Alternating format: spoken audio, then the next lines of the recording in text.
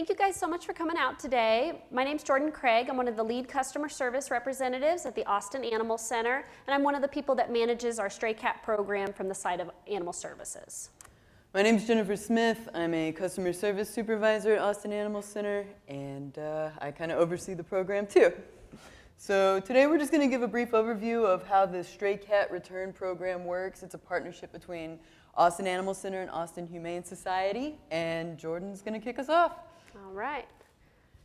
So in the beginning, as with many things, this whole program began with the public. The city of Austin decided they wanted to be a no-kill city.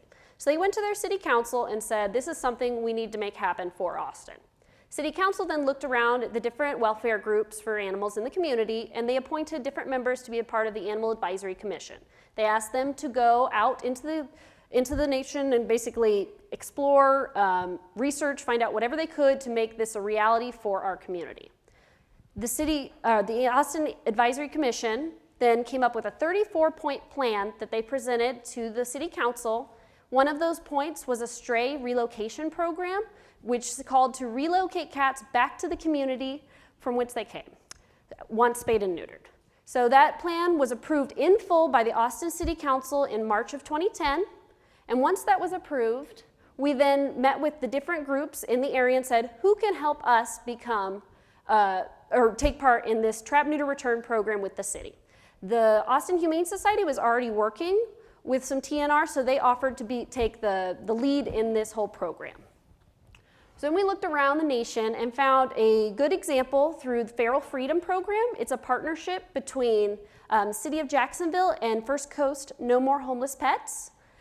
They started their program in 2008 when they found that they were euthanizing a very high number of cats in the area, and they were looking for a way to basically save lives. Their program was already in motion for 2 years when we went out to see what they were doing, and we modeled our program after their practices.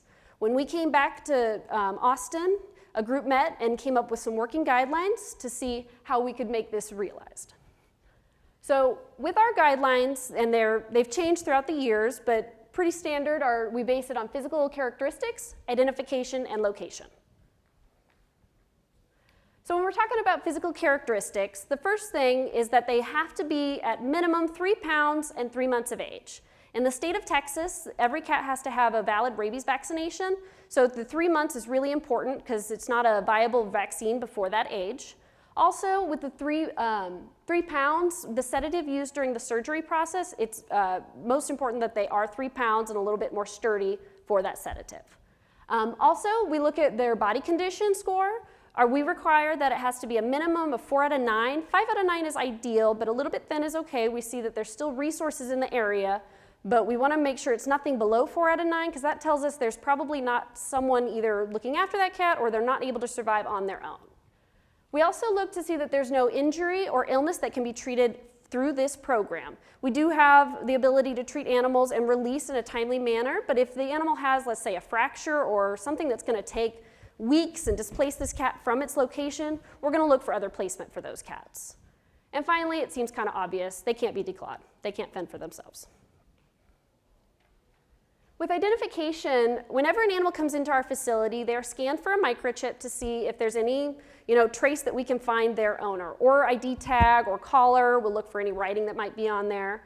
If there is none, or if the microchip does come to a dead end, the cat will go through our program.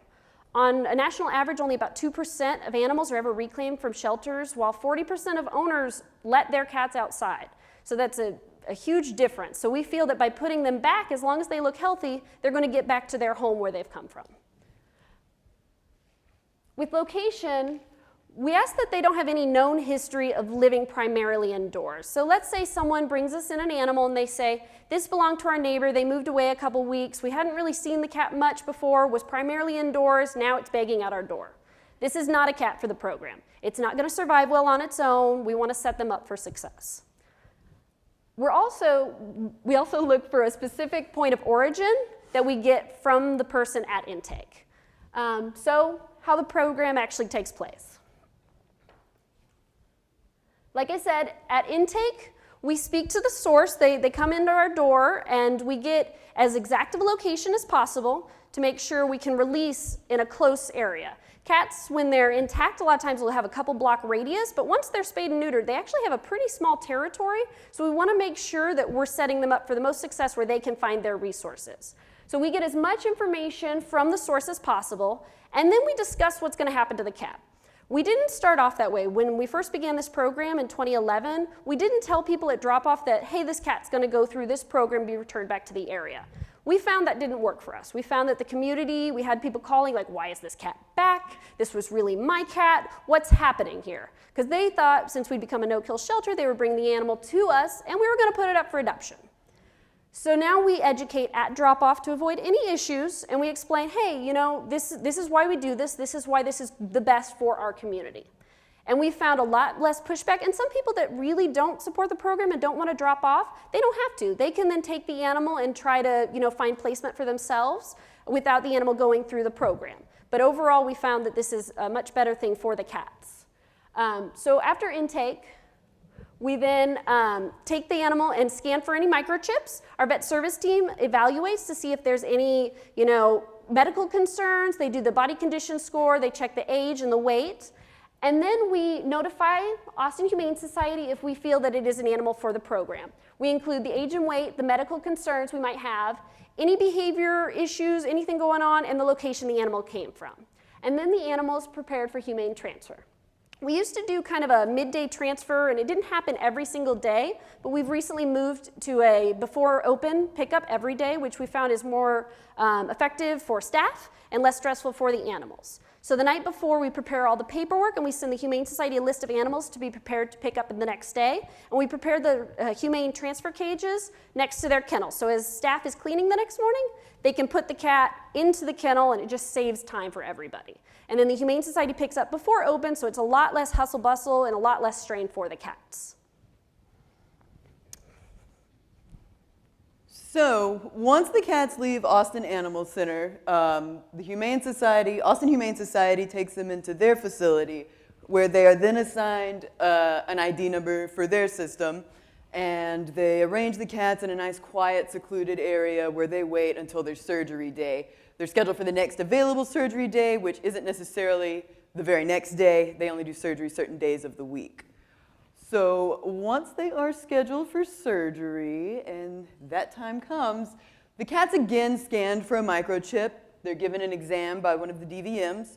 So they get a second check to look for any other illness, injury that may not have been caught at intake at Austin Animal Center.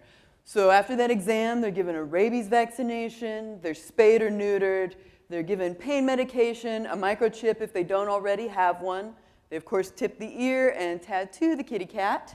And then they stay for another 24 hours while they recover from surgery. So there's the immediate post-op care where they get fluids if needed. And then for that following 24-hour period, they make sure, are they eating and drinking okay? Are they using the litter box? Are they alert? Are they active? Do they seem like they're ready to go back out?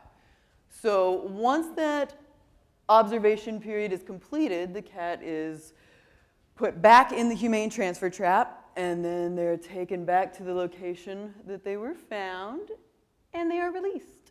And then they take off running. So a couple of things that come, with change often comes resistance, and this program was certainly no different. We had a soft start back in 2011, and at that time it was reserved for cats that had more feral behavior, just those ones that didn't really have many other placement options. They weren't necessarily adoptable because you couldn't touch them. So a couple of things that happened was, and back in the day when we first started, the program was just called TNR, Trap, Neuter, Return. And one of the biggest complaints that we had from volunteers and staff members alike was that they felt very strongly that TNR was reserved for feral cats and that's it. And so we tried to explain that our program, the guidelines are a little different, behavior's not a factor. It can be a perfectly friendly cat as long as it meets the guidelines that are set up for our program. They can be friendly as can be, but we're still going to put them back because they have a place to go, and usually they're going right back to their owner's front porch. So one thing that we found that helped tremendously was simply changing the name of the program and we started calling it Stray Cat Return Program, and it was like waving a wand, and all of a sudden it was okay to send those friendly cats back. And really, all kidding aside, a big part was just educating and talking with people and being very open about the program. Anyone that had questions, they were free to come and ask any of us, Jordan as a lead, me as a supervisor. Our door was always open. And just really taking the time and explaining to staff that because we're sending all of these cats back, it creates room in our shelter for those older, cranky cats that might need a little more time. If we were keeping every cat that was friendly in our shelter, you run out of space for a lot of those that may not necessarily make it. So this program, not only does it get cats back to their owners, it also helps us put more resources towards those cats that need a little extra help that can't go back to where they came from. Another common argument is, what about the wildlife and the birds? And a big part of that, one thing to keep in mind, is that the primary issues for wildlife and songbirds are habitat loss, environmental degradation, climate change. Feral cats aren't out there building houses. That's us.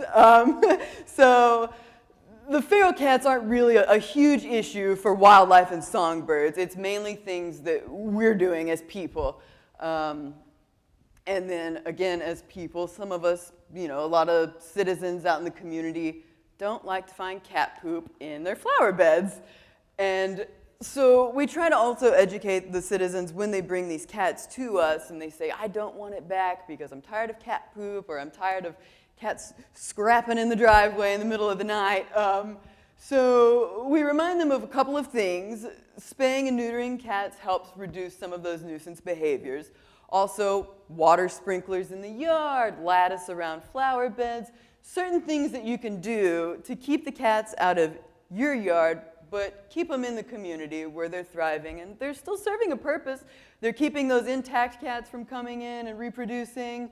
They keep rodents away, so we try to, it's like a green pest control in some ways. In Austin, that's kind of a big deal. And then, there's arguments about the healthy, friendly cats. They need to go into a loving home. And we absolutely try to find loving homes for as many cats as we can. But it's important to remind people that 40% of cat owners let their cats go inside, outside. So when you have those cats going outdoors, a lot of times when they're picked up and brought to the shelter, the reclaim rate for cats is very low. You're looking at about 2%. So a lot of these cats, once they're taken away from their homes and brought into the shelter, the owners don't necessarily go looking for them. They just find a new cat. So by fixing them and putting them back, they just show back up on their parents' house, and now they can't reproduce, and they got a free rabies vaccination. So we rarely have people come in and say, oh my gosh, you fixed my cat, I'm angry. That doesn't happen. Most people don't notice. The ones that do are pleasantly relieved because their cat just kept having babies. So while some people resist, it's just a matter, again, of open and honest communication and letting people know that in the long run, the big picture, this is a good thing for all of the cats and the community. So on that note, in 2011, that was our soft start. We put 327 cats through the program. 2012, we went up to 584.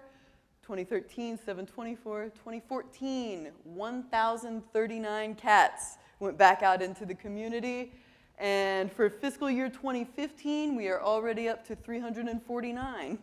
So the program's just growing rapidly. Mm-hmm. And now it's to the point where people in the community are aware of it. Mm-hmm. And they'll bring cats into our shelter saying, I want the cat to go through this program. Will you let me know when it's coming back? So we've actually managed to get people excited about it, which took some time. But it's going really well, and the longer we stick with it, the better it's received. And so something to keep in mind, as I touched on earlier, that live outcome rate. We at Austin Animal Center are a no-kill shelter. We take in a lot of animals, a lot. This past year, we took in over 16,000, and so just to give you guys an idea, the total live outcome rate for our shelter before the stray cat return program, in 2007, we had a 31% live outcome rate for cats. And the shelter took measures, and they were working towards increasing our live outcome rate anyway. But as you can see, in 2011, when the program started, it went up to 86% live outcome, and it's just gone up from there. And now we're to the point where basically every healthy cat that meets the criteria, we're sending it back out into the community. And that's how we're up to a 94% live outcome rate for cats. Oh. Well, so we'll have questions in just a moment. Yeah, we're almost finished. And so one thing that some shelters ask, or a question we get a lot is, well, how do you guys afford it? How do you do this? And really, the way it works for us, it costs about $34.75 per day to house an animal at our shelter. But to run a cat through the program, it's $57.85. So in 2 days stay, you've already paid for scrap and then some. So it actually winds up saving money in the long run once you have certain programs and policies and procedures in place.